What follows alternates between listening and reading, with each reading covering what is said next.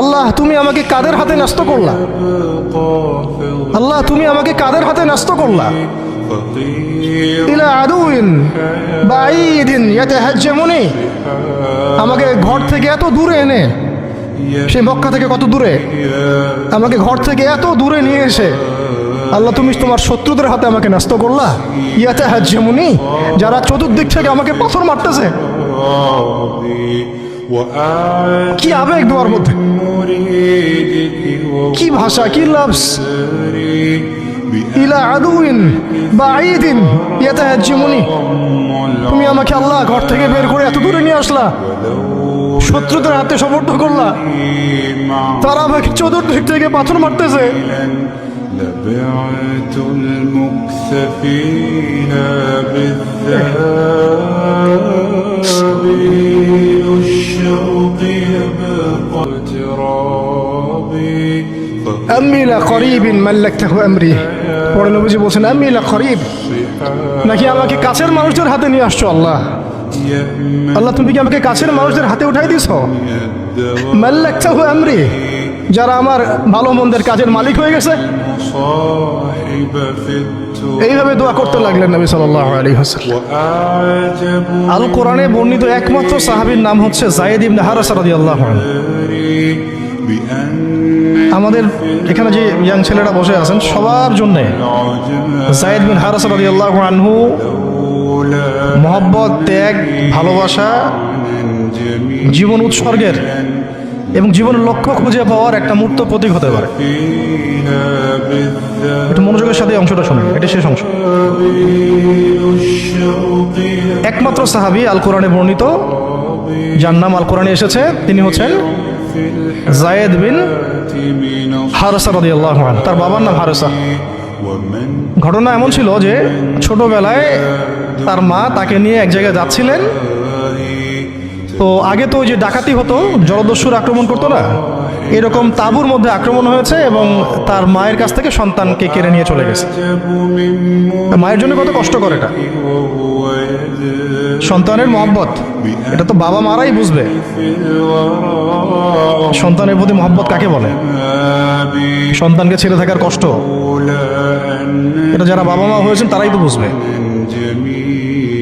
তো এদিকে বাবা মা পাগল প্রায়, সন্তানকে খুঁজে পাওয়া যাচ্ছে না, আর দস্যুরা তাকে নিয়ে ওকাস বাজারে বিক্রি করে দিয়েছে। কোন বাজারে? ওকাস। এটা ছিল মক্কায় একটা বাজার, ওখানে মেলা হতো, ওকাস, ওখানে বিক্রি করে দিয়েছে। তো ঘটনাক্রমে তখন তার বয়স মাত্র কত হবে, 8 থেকে 10 বছর। ঘটনাক্রমে তাকে খরিদ করেছেন খাদিজা রাদিয়াল্লাহু আনহা। খাদিজা রাদিয়াল্লাহু আনহার আত্মীয়, খাদিজা রাদিয়াল্লাহু আনহার আত্মীয়। তখন কিন্তু নবী সাল্লাল্লাহু আলাইহি ওয়াসাল্লাম নবুয়ত পান নাই, মানে ওহী আসেনি এখনো, বিয়েও হয়নি এখনো। খাদিজা রাদিয়াল্লাহু আনহার সাথে এখনো বিয়ে হয় নাই। তো তার আত্মীয় তাকে কিনে নিয়ে আসছেন, এনে খাদিজা রাদিয়াল্লাহু আনহার খেদমতে দিয়ে দিয়েছেন। খাদিজা রাদিয়াল্লাহু আনহার সাথে যখন নবী সাল্লাল্লাহু আলাইহি ওয়াসাল্লাম বিয়ে হলো তখন তো তার বয়স 40, আর আমাদের নবী সাল্লাল্লাহু আলাইহি ওয়াসাল্লামের বয়স 25। এটা বাংলাদেশে হইলে বাংলাদেশের মানুষ মেনে নিত না, তালাক করাই ছাড়তো অনলাইনের মাধ্যমে। কথা বুঝতে পারছেন? যদিও দুজন সুখী, যদিও ধরেন দুজন সুখী একে অপরকে পেয়ে, এখন যদি আমাদের এখানে কোনো ভাই 40 বছর বয়সের কোনো মেয়েকে বিয়ে করে, যার নিজের বয়স হচ্ছে 20 বা 25, সমাজই ওকে তালাক দেওয়া ছাড়বে, যদিও সে ওই মেয়ের সাথে সুখী। বিয়ে কেন্দ্রিক যত জাহালাত, এগুলোই দূর হয় নাই সমাজ থেকে এখনো। রাসূল সাল্লাল্লাহু আলাইহি ওয়াসাল্লামের সাথে বিয়ে হলো, বিয়ে হওয়ার পরে এমন হয় না যে আপনি কাউকে বিয়ে করেছেন এবং আপনার তাকে খুব পছন্দ হয়েছে, দুজন দুজনকে বেশ সন্তুষ্ট আর কি, তেমন আপনি চান না তাকে কিছু হাদিয়া দিতে, হাদিয়া তোফা দিতে মন চাবে না? হাদিয়া দিয়ে কি আবার কেউ ফেরত নেয়? হাদিয়া তোফা দিতে তো মন চাবে। খাদিজা রাদিয়াল্লাহু আনহা হাদিয়া দিচ্ছেন নবী সাল্লাল্লাহু আলাইহি ওয়াসাল্লামকে যে হে মুহাম্মদ, আমার খুব প্রিয় একজন দাস আছে, আমার খুব প্রিয় একজন দাস আছে এবং তার চেহারা দেখেই আমি বুঝতে পারি যে সে খুব বুদ্ধিমান এবং সে খুব সৎ। চেহারা দেখলে বোঝা যায় না মানুষের? চেহারা কিন্তু কথা বলে, চেহারাও কথা বলে, তবে দেখার চোখ থাকতে হবে, দেখার মতো চোখ থাকতে হবে। গুনাহের চোখ দিয়ে তো কারো চেহারা পড়ার সুযোগই নাই। যেমন আনাস রাদিয়াল্লাহু আনহু, তার জন্য নবী সাল্লাল্লাহু আলাইহি ওয়াসাল্লাম দোয়া করে দিয়েছিলেন না?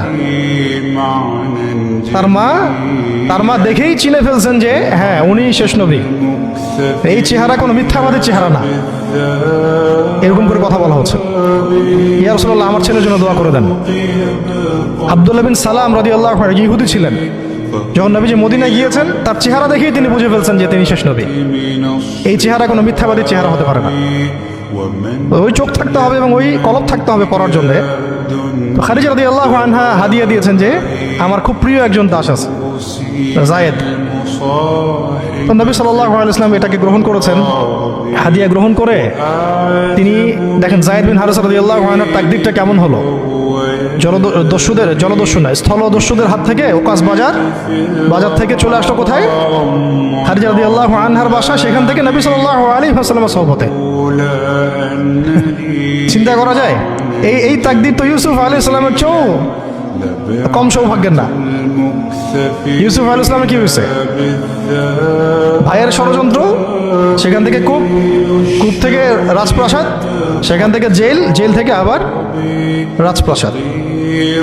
তারপরে তো পুরো মিশরের বড় একটা অংশের রাজনৈতিক দায়িত্ব, এবং সেখান থেকেই বনু ইসরাইল পরে আবার মিশরে আসলো। প্রায় অন্য একদিন আলোচনা করবো ইনশাআল্লাহ। এখানে যায়েদ ইবনে হারিসা রাদিয়াল্লাহু আনহার তাকদীর কেমন? অনন্য সাধারণ,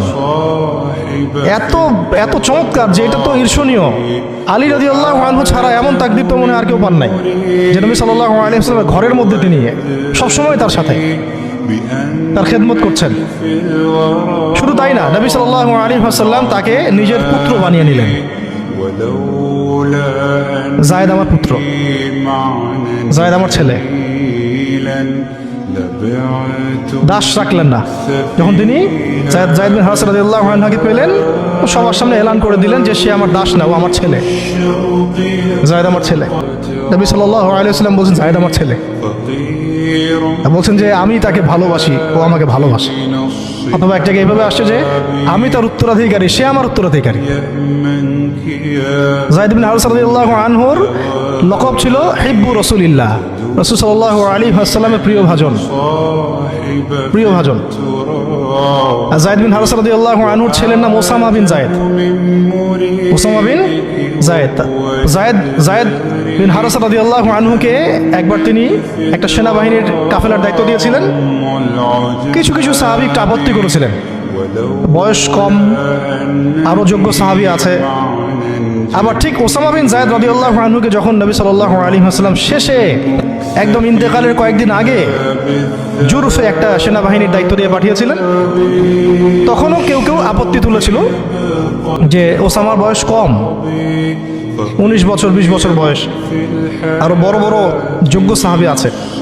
তখন নবী সাল্লাল্লাহু আলাইহি ওয়াসাল্লাম বলেছিলেন যে ইতিপূর্বে তোমরা যায়েদের ব্যাপারেও আপত্তি তুলেছিলে, আর আজকে তোমরা ওসামার ব্যাপারেও আপত্তি তুলছো।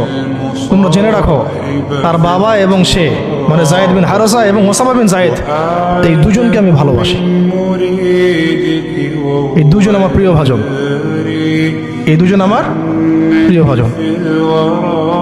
তো যায়েদ বিন হারিসা রাদিয়াল্লাহু আনহু এখানে বড় হতে লাগলেন। এক পর্যায়ে তো ওহী আসলো, ইসলাম কবুল করলেন। ইসলাম কবুল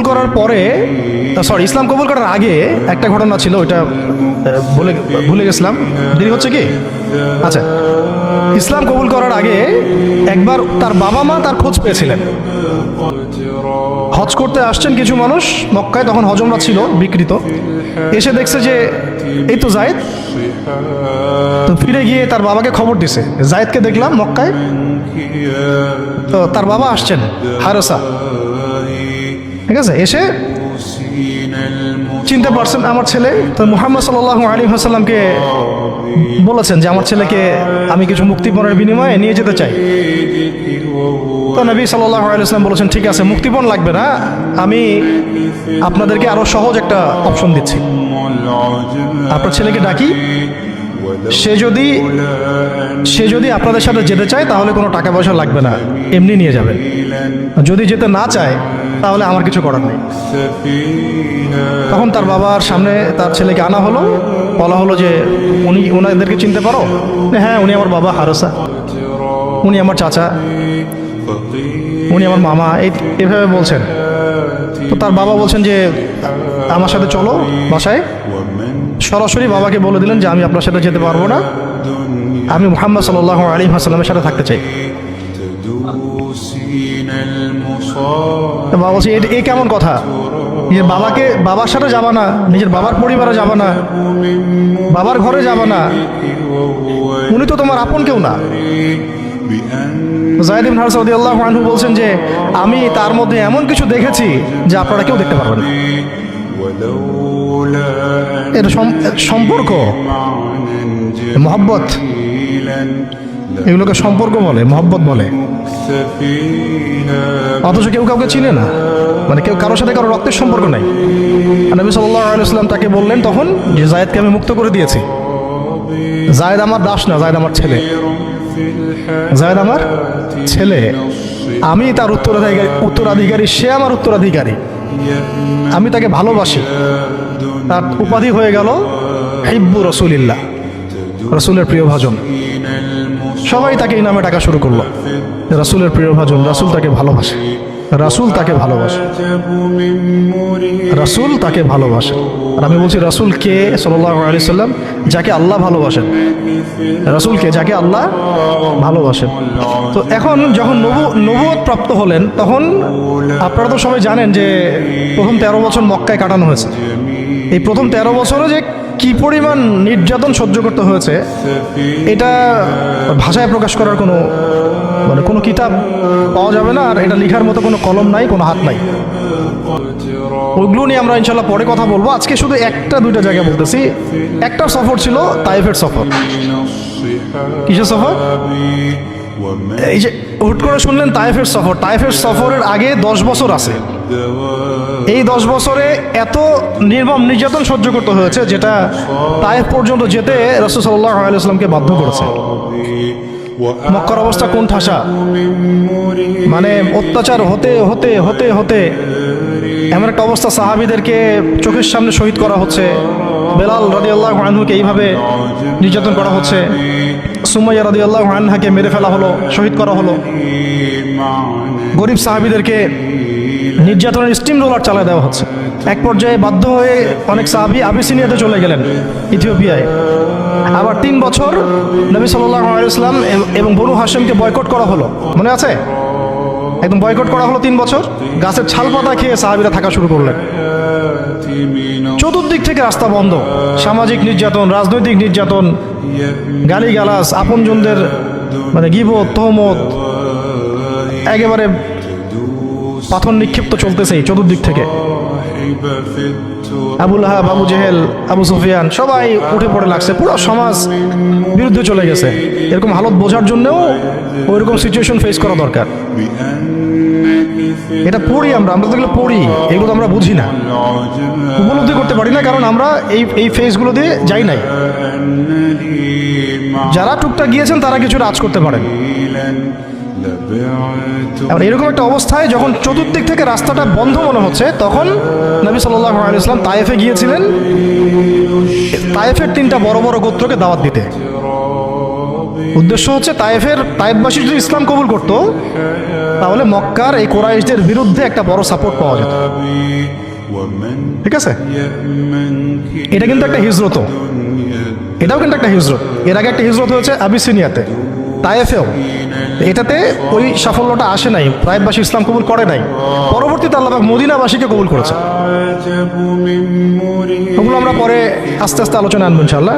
আজকে শুধু এতটুকু বলছি তায়েফের কথাটা। এইখানে সময়টা চিন্তা করবেন, সময়টা ছিল জুন জুলাই মাস, জুন বা জুলাই মাসের মতো অবস্থা। মানে কাঠ ফাটা রোদ বলতে আমরা যা বুঝি, প্রচণ্ড রোদ, প্রচণ্ড গরম, মরুভূমির উত্তপ্ত একটা অবস্থা। এই অবস্থায় মক্কা থেকে তায়েফের ডিস্টেন্স হচ্ছে প্রায় 100 কিলোমিটার।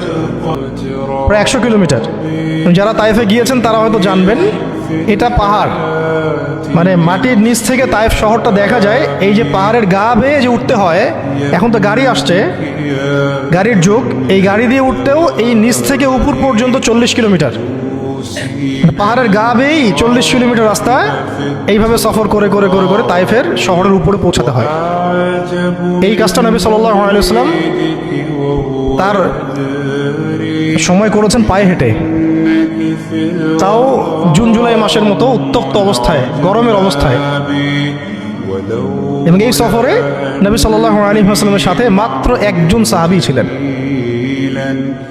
সেই সাহাবীর নাম যায়েদ ইবনে হারেসা রাদিয়াল্লাহু আনহু, আর কেউ না, রাসূলের প্রিয় ভাজন। তাহলে বুঝতে পারছেন কত কত কাছের সম্পর্ক, আর কেউ না, কোনো সাহাবী না, যায়েদ ইবনে হারেসা রাদিয়াল্লাহু। ঠিক যেমন গারে সাওরে কেউ নাই, কোনো সাহাবী নাই, কে আছেন? আবু বকর রাদিয়াল্লাহু আনহু। আয়েশা রাদিয়াল্লাহু আনহা বলতেন মাঝে মাঝে যে যদি রাসূল সাল্লাল্লাহু আলাইহি ওয়াসাল্লাম জীবিত থাকতেন তাহলে যায়েদ ইবনে হারেসা রাদিয়াল্লাহু আনহুকে মনে হয় তিনি তার পরবর্তী স্থলাভিষিক্ত হিসেবেই ঘোষণা করে দিয়ে যেতেন। এত ভালোবাসতেন তিনি তাকে, মনে হতো যেন যায়েদ বিন হারেসা রাদিয়াল্লাহু আনহুকে তিনি পরবর্তী স্থলাভিষিক্ত করে দিয়ে যাবেন, এত ভালোবাসতেন। যখন যায়েদ ইবনে হারেসা কোনো সফর থেকে ফিরত, আমি, আয়েশা রাদিয়াল্লাহু আনহা বলছেন, আমি রাসূল সাল্লাল্লাহু আলাইহি ওয়াসাল্লামকে এত, মানে কি একটা বলছে গ্রিটিংস বলি না আমরা, অভিবাদন, এত ব্যস্ত হয়ে অস্থির হয়ে আলিঙ্গন করতে দেখি নাই যেমনটা যায়েদ ইবনে হারেসার ক্ষেত্রে তিনি করতেন। বহু সফরে তিনি তাকে পাঠিয়েছেন, সারিয়া অভিযানে। সারিয়া মানে যে সফরগুলোতে আমাদের নবীজি নিজে যান নাই কিন্তু সাহাবীদেরকে পাঠিয়েছেন, কোনো সামরিক অভিযান, এটাকে বলা হয় সারিয়া।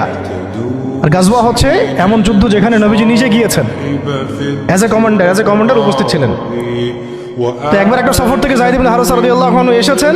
আয়েশা রাদিয়াল্লাহু আনহা বলছেন তার গায়ে, আমাদের নবীজির গায়ে তার সতরটা কোনো রকম ঢাকা ছিল, উপরে পোশাক নাই, মানে গায়ের উপরের পোশাকটা তিনি পরেনি নাই। এই অবস্থাতে তিনি আয়েশা রাদিয়াল্লাহু আনহার ঘরে ছিলেন। ওইখানে এসে যায়েদ ইবনে হারেসা রাদিয়াল্লাহু আনহু নক করেছেন দরজায়। ওই অবস্থায় তিনি উঠে গিয়ে যায়েদ ইবনে হারেসা রাদিয়াল্লাহু আনহুকে আলিঙ্গন করা শুরু করলেন, কপালে চুমু দেওয়া শুরু করলেন, আমার প্রিয় ভাজন আসছে। ওই সাহাবীকে সাথে নিয়ে তিনি সফর করছেন তায়েফে। তায়েফে যাওয়ার পরে 3টা গোত্রনেতা ছিল ওখানে। অনেক বড় কথা, তো আমি অল্প করে বলছি সময় সংক্ষিপ্ততার কারণে। একটা গোত্রনেতার নাম হচ্ছে আব্দে ইয়ালাইল। এর আন্ডারে বহু মানুষ ছিল, যদি সে ইসলাম কবুল করতো তাহলে ওই সবাই ইসলাম কবুল করতো, সে করে নাই। একটা গোত্রনেতার নাম ছিল আব্দে মাসউদ, তার আন্ডারে বহু মানুষ ছিল এবং ধনী ধনী বড় বড় ধনী ব্যবসায়ী, রাজনীতিবিদ, সে ইসলাম কবুল করে নাই। আরেকটা লোক ছিল, তার নাম হাবিব বিন আমর, এই 3 নাম্বার গোত্রনেতা। তো এই সেও ইসলাম কবুল করে নাই। ইসলাম কবুল না করার কারণে এই 3টা গোত্রনেতার কাছ থেকে, আপনারা কি মনে করেছেন একদিন দাওয়াত দেওয়া হয়েছে? প্রায় 1 মাস নবী সাল্লাল্লাহু আলাইহি ওয়াসাল্লাম এই তায়েফের এই ময়দানে ছিলেন, দাওয়াতের ময়দানে। কোনো কিতাবে আসছে 10 দিন, কোনো কিতাবে আসছে 15 দিন, 17 দিন, কিন্তু অ্যাপ্রক্সিমেটলি 1 মাস, এটা বিভিন্ন সিরাতের কিতাবে আসছে। এই 1টা মাস তায়েফে থাকা, খাওয়া দাওয়া তো আল্লাহ ভালো জানেন কি হয়েছে। তার সাথে একজন মাত্র সাহাবী, দরজায় দরজায় দাওয়াত দেয়া, এবং সবাই দাওয়াত রিফিউজ করলো। বড় বড় 3টা গোত্রনেতাও রিফিউজ করে দিল। শুধু যে রিফিউজ করলো তা না, বরং এমন টিটকারি শুরু করলো, এমন ব্যঙ্গাত্মক আচরণ শুরু করলো, শেষ পর্যন্ত ওই এলাকার যত ছোকরা ছিল, যুবক, তরুণ, কিশোরী বেশি আসছে বর্ণনায়, এদেরকে লেলিয়ে দেওয়া হলো, সবার হাতে পাথর উঠিয়ে দেওয়া হলো যে এই ব্যক্তি মাজনুন, নাউযুবিল্লাহি মিন যালিক। মাজনুন মানে পাগল, এই ব্যক্তি কাযযাব, এই ব্যক্তি মিথ্যাবাদী, এই ব্যক্তি সাহের, এই ব্যক্তি জাদুকর। কাকে বলা হচ্ছে? সবাই মিলে পাথর মারো তাকে, নাউযুবিল্লাহি মিন যালিক। দৃশ্যটা একটু চিন্তা করেন। 10 বছর মক্কায় দাওয়াত দেওয়ার পর চতুর্দিক থেকে কুরাইশদের নির্যাতন, নিপীড়ন, শারীরিকভাবে, মানসিকভাবে, আত্মিকভাবে, সামাজিক বয়কট, 3 বছর গাছের ছাল পাতা খেয়ে পাহাড়ের পাদতলে জীবন কাটানো বনু হাশেমের। আবার আমুল হুজনও হয়ে গেছে, ওই একই বছরে কয়েকদিনের মধ্যেই চাচা আবু তালেব ইন্তেকাল করেছেন, খাদিজা রাদিয়াল্লাহু আনহা ইন্তেকাল করেছেন। কি অবস্থা, কি অবস্থা ওই সময় চিন্তা করে, কি কষ্টের সময়, কি রকম কষ্টের সময় আমরা তো উপলব্ধি করতে পারবো না। আমরা তো গাজাবাসীর কষ্ট উপলব্ধি করতে পারি না, রাসূলুল্লাহ সাহাবীদের কষ্ট কি উপলব্ধি করতে পারবো? এই অবস্থায় আশার আলো নিয়ে তায়েফে যাওয়া, সেখানে গিয়ে যে 1 মাস এই মেহনত করার পর এই অবস্থা, সমস্ত ছোকরাটা পাথর মারা শুরু করলো। কি পাথর মারার সেই গতি, যেখানে পাথর মারা হয়েছে ওই জায়গা আমরা দেখে আসছি আলহামদুলিল্লাহ। কি পাথর মারার গতি, এমন পাথর মারা হচ্ছিল যে রাসূল সাল্লাল্লাহু আলাইহি ওয়াসাল্লামের মানে গায়ে লেগে রক্ত বের হতে হতে সেই রক্ত দিয়ে পায়ের যে জুতাটা আছে এই জুতাটা আটকে গেছে, এইভাবে জুতা খোলা যাচ্ছে না। রাসূলুল্লাহ সাল্লাল্লাহু আলাইহি ওয়াসাল্লাম পা থেকে জুতা খোলা যাচ্ছে না, রক্তে আটকে গেছে। আর মানুষ বলছে পাগল, মিথ্যাবাদী, হ্যাঁ জাদুকর,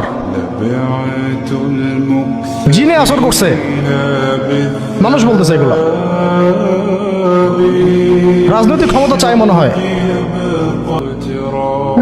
অর্থ চাই মনে হয়, দুনিয়ার জৌলস মনে হয় চায়, আমাদের ঐক্য বিনষ্ট করতে আসছে। মারো একে, মেরে বিদায় করো এখান থেকে। কোন পর্যায়ে গেলে মানুষ এই কাজ করতে পারে, কি পরিমাণ ক্ষোভ থাকলে মানুষ এই কাজটা করতে পারে? আর কার এগেন্স্টে করছে? আল্লাহর প্রিয় হাবিব,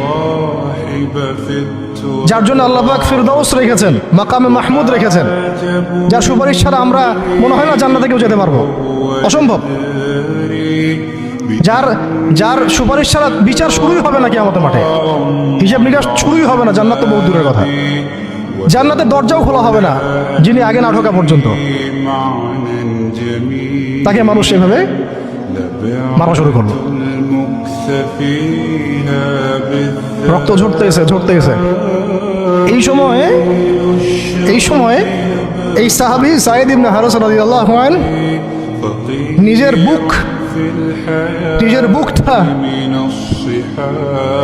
বুকটা নবী সাল্লাল্লাহু আলাইহি ওয়াসাল্লামের সামনে এইভাবে দিয়ে দিয়েছেন যে যতগুলো পাথর আসবে আমার গায়ে যেন লাগে, আমার নবীর গায়ে না লাগে। বুক যখন থেতলায় গেছে তখন পিঠ দিয়ে দিয়েছেন, ইয়া রাসূলুল্লাহ আপনার গায়ে একটা পাথর যেন না লাগে, আমার পিঠে লাগে। এই সময়টা চিন্তা করেন, সাহাবীর কথা চিন্তা করেন, তাদের ত্যাগ তিতিক্ষার কথা চিন্তা করেন, ওই সময়ের সবরের কথা চিন্তা করেন। আর তায়েফবাসী নবী সাল্লাল্লাহু আলাইহি ওয়াসাল্লামের আপনজন ছিল। তায়েফের গোত্রে নবী সাল্লাল্লাহু আলাইহি ওয়াসাল্লামের দুধ পান করানো হয়েছিল, হালিমা সাঈদার গোত্র এটা। দূরের মানুষ আপনাকে যখন ভালো মন্দ বলবে আপনার অতটা কষ্ট হবে না যতটা আপনার কাছের মানুষ আপনাকে ভালো মন্দ বললে কষ্ট হবে। যখন আপনার প্রিয় মানুষেরা আপনাকে পাথর ছুড়বে, এই পাথরের আঘাত সহ্য করা এত সহজ না। কাফেররা, ফাসেকরা, জালেমরা, মুশরিক, মুনাফিকরা পাথর ছুড়বে, সেই পাথর আপনি সৌভাগ্যের সাথে বরণ করতে পারেন, সেই রক্তক্ষরণে আপনার কষ্ট হবে না।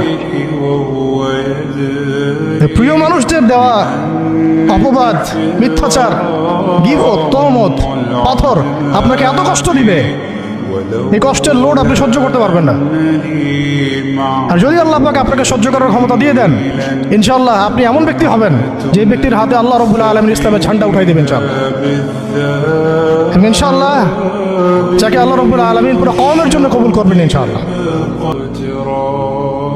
এবং পুরো শক্তি আপনার সামনে একদিন না একদিন পরাজয় বরণ করবেই, সময়ের ব্যাপার। যায়েদ বিন হারেসা রাদিয়াল্লাহু আনহু নিজের বুকটা এইভাবে আগলায় দিয়ে রাখছে, আমার গায়ে লাগুক ইয়া রাসূলুল্লাহ, আপনার গায়ে না লাগে। আজকে আপনি যায়েদ বিন হারেসাকে পাবেন কোথায়? কিসের ইসলামী বিপ্লবের কথা বলি আমরা? জামা ইমারা এটা ওইটা, যায়েদ বিন হারেসারাই তো নাই। ওরকম আখলাকের নেতাও যেমন আমরা পাই না, ওই রকম যায়েদ বিন হারেসাদের মতো আমরা মামুরও তো পাই না।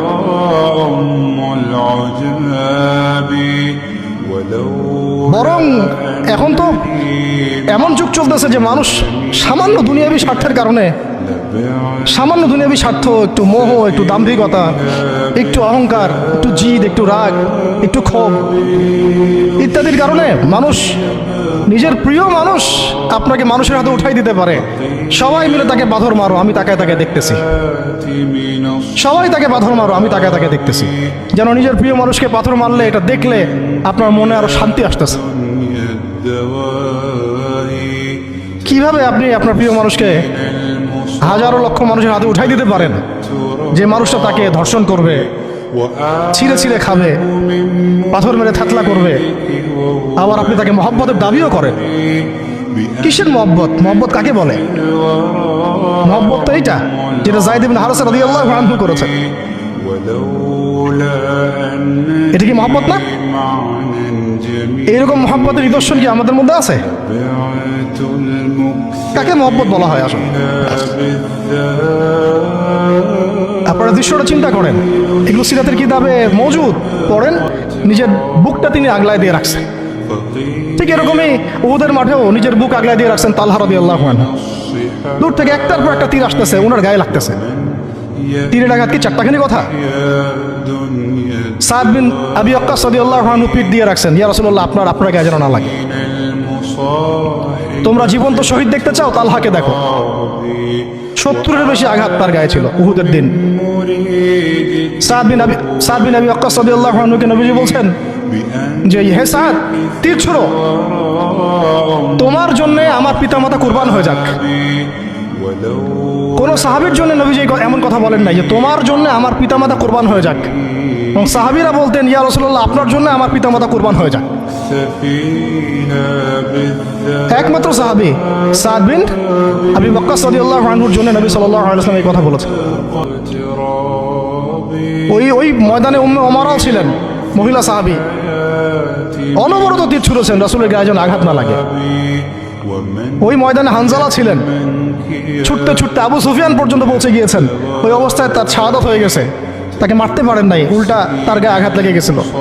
গাসাসুল মালাইকা, শহীদ হওয়ার পরে দেখা যায় তার দেহটা মাটি থেকে উপরে উঠে আসে আর দেহ থেকে পানি ঝরতেছে। وهو নবীজি জিজ্ঞাসা করা হলো তার এই হালত কেন? নবী সাল্লাল্লাহু আলাইহি ওয়াসাল্লাম বললেন যে গত রাত্রে স্ত্রীর সাথে ছিল সে, জিহাদের ডাক আসছে, ওই বিছানা থেকে চলে আসছে বেচারা, لولا أن لي বিছানা থেকে এখানে চলে আসছে। হানজালা রাদিয়াল্লাহু আনহু শহীদ হয়ে গেছে, ফেরেশতারা তাকে গোসল দিচ্ছেন, এই যে পানি দেখা যাচ্ছে। بالذات ওই মাঠে সাদ বিন রবি রাদিয়াল্লাহু আনহু ছিলেন, একদম শেষ নিঃশ্বাস যাচ্ছে তার অবস্থা। আমাদের নবীজি বললেন সাদ বিন রবিকে খুঁজে বের করো, সে আমার প্রিয় ভাজন, তাকে খুঁজে বের করো। খুঁজতে গিয়ে দেখা গেল যে তিনি এইরকম একটা হালত, 60-70টা আঘাতের চিহ্ন নিয়ে প্রায় যান যাচ্ছে অবস্থা। دنيا الدواء সাহাবী বললেন হে সাদ, تدوب হে সাদ, রাসূল সাল্লাল্লাহু আলাইহি ওয়াসাল্লাম তোমাকে সালাম দিয়েছে। في التراب রাসূল তোমাকে সালাম দিয়েছেন আর জিজ্ঞাসা করছেন তুমি কেমন অনুভব করতেছো এখন? مريدك وهو সাদ বিন রবি বলছেন রাসূলের কাছে আমার সালাম পৌঁছে দিও, আর আল্লাহর কসম আমি জান্নাতের ঘ্রাণ পাচ্ছি এখন। العظيم এটা বলতে বলতে তার শাহাদাত হয়ে যায়। আর তিনি বলতে বলতে একটা কথা শেষে বলে গিয়েছিলেন مع যে আমি চলে যাওয়ার পরে, তিনি আনসারদের নেতা ছিলেন, আমি চলে যাওয়ার পর তোমরা থাকা অবস্থায় যদি মুহাম্মদ সাল্লাল্লাহু আলাইহি ওয়াসাল্লামের গায়ে একটা আঁচড়ও লাগে, তোমরা আল্লাহর সামনে কোনো হুজ্জাত দিতে পারবে না। আমি চলে যাওয়ার পরে যদি মুহাম্মদ সাল্লাল্লাহু আলাইহি ওয়াসাল্লামের গায়ে একটা আঁচড়ও লাগে, তোমরা আল্লাহর সামনে কোনো হুজ্জাত দিতে পারবে না। আর আমরাও তো এখন দুনিয়াতে বেঁচে আছি, আমাদের নবী সাল্লাল্লাহু আলাইহি ওয়াসাল্লামের গায়ে কি না লাগতেছে, আমরা কি বা করতে পারতেছি। المصاحب কত সাহাবী, একটা কথা বলতে ভুলে গেছিলাম, যায়েদ বিন হারেসা রাদিয়াল্লাহু আনহু ইসলামের পরে যে ভাই ভাই সম্পর্ক করে দেওয়া হয়েছিল, দিনী ভাই, যায়েদ বিন হারেসা রাদিয়াল্লাহু আনহু দিনী ভাই ছিলেন হামজা রাদিয়াল্লাহু আনহু, أم العجماء সাইয়্যিদুশ শুহাদা। তার হালত আমরা দেখেছি উহুদের মাঠে, এমন সিংহ যার সামনে কেউ লড়াই করতে পারে না। আর আল্লাহর যে সিংহদের সামনে কাফেররা পেরে ওঠে না, পিছন থেকে আঘাত করে, তাকে পিছন থেকে আঘাত করা হয়েছে। বর্ষা বের হয়ে গেছে নাভির নিচ দিয়ে, ওই অবস্থায় মারতে আসছিলেন তিনি, ওয়াহশী তাকে শহীদ করেছিল। নবী সাল্লাল্লাহু আলাইহি ওয়াসাল্লাম তার লাশ দেখে অঝোর নয়নে কেঁদেছেন, কারণ তার বুকটা চিরে ফেলছিল কাফেররা, চিরে কলিজা বের করার চেষ্টা করছিল, পারে নাই। কলিজা বের করে চিবাই খাওয়ার চেষ্টা করছিল। তাহলে কাফেরদের ক্ষোভ চিন্তা করেন, কাফেররা আমাদের ব্যাপারে কি পরিমাণ ক্ষোভ লালন করে, তারা আমাদের ব্যাপারে কি পরিমাণ ক্ষোভ লালন করে ভিতরে ভিতরে এটা আমরা জানিও না, বুঝিও না। আমরা ওদের সাথে বন্ধুত্ব করতে চাই, ওদেরকে আমাদের নিজেদের আপন মনে করি, ওদের হাতে আমরা আমাদের দিনী ভাইদেরকে উঠাই দিই, বোনদেরকে উঠাই দেই, আপনজনদেরকে উঠাই দেই। হামজা রাদিয়াল্লাহু আনহুর এরকম হালত। তার দিনী ভাই ছিলেন যায়েদ বিন হারেসা রাদিয়াল্লাহু আনহু। বহু ঘটনা আছে, আমি যেটা বলতে যাচ্ছিলাম ওইখান থেকে এদিকে চলে আসছি। এরপরে নবী সাল্লাল্লাহু আলাইহি ওয়াসাল্লাম তায়েফের একটা আঙ্গুর বাগানে প্রবেশ করেন, এত ক্ষতবিক্ষত অবস্থায়। আর পাথরের ডিলকে আপনারা এত তুচ্ছ মনে করেন না, কিন্তু এটা কিন্তু এত তুচ্ছ বিষয় না, কিন্তু যন্ত্রণাদায়ক বিষয়। তার মধ্যে বললাম তার আপন মানুষ, কাছের মানুষ। আঙ্গুর বাগানে যাওয়ার পরে ওখানে আদ্দাস রাদিয়াল্লাহু আনহু, আদ্দাস নামে একজন বাগানের দেখভালকারী ছিল। এই বাগান ছিল আবার উতবা এবং শাইবার, উতবা এবং শাইবার, বড় আঙ্গুর বাগান। এখানে ঘটনা ঘটে গেল, নবী সাল্লাল্লাহু আলাইহি ওয়াসাল্লাম বসে আছেন, জুতা খোলার চেষ্টা করছেন, এবং আদ্দাস তিনি এসে একটু খেজুর দিয়েছেন। মায়া লাগছে তার, আর এই লোকটাকে এইভাবে মারলো, মানুষটাকে এইভাবে মারলো। কিছুই চাচ্ছে না, কিছুই বলে নাই, খালি বলছে এক আল্লাহর ইবাদত করো, আর কিছু চাইছে নাকি? এক আল্লাহর ইবাদত করো বললো, বাস তাই বাস এইভাবে মারলো। আর মানবে না তা মারলো কেন?